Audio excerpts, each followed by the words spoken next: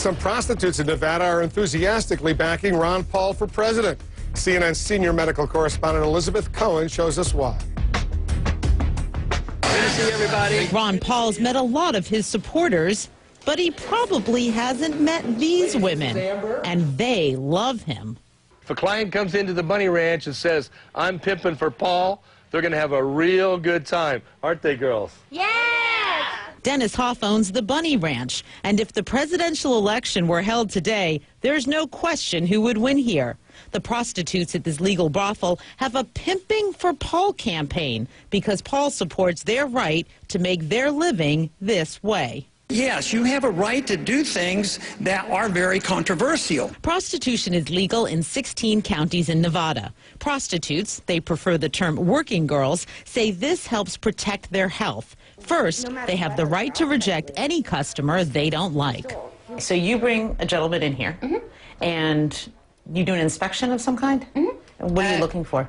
We ask him to drop his pants. They're looking for signs of sexually transmitted diseases. And at that point, you know, you say, honey, there's a little something here that I'm concerned about. I don't know that it would be in both of our best interests to party here today. Well, why don't you go to a doctor and get that checked out? Second, every customer has to use a condom every time by law. So if a guy says to you, hey, couple $100 if I don't have to use one of these, what do you say to him? No. Sorry. I mean, even if it's, you know, thousands and thousands of dollars, I still look at my health that's involved. I don't know where this guy has been. And thirdly, the working girls get checked regularly for sexually transmitted diseases. See you in a week. All right, doll. The Nevada Department of Epidemiology says in more than 30 years, there's never been a single case of HIV among legal prostitutes in Nevada. But their jobs have come under attack from federal officials. The time has come to outlaw prostitution. The working girls want to keep the federal government out of their business, so they're asking customers to donate to Paul's campaign on their way out the door. In 2 days, they raised $587, and they're pimping for more.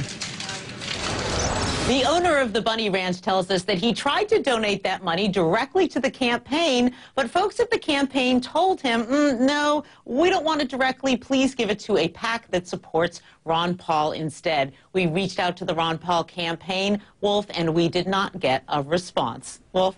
Elizabeth Cohen, thank you.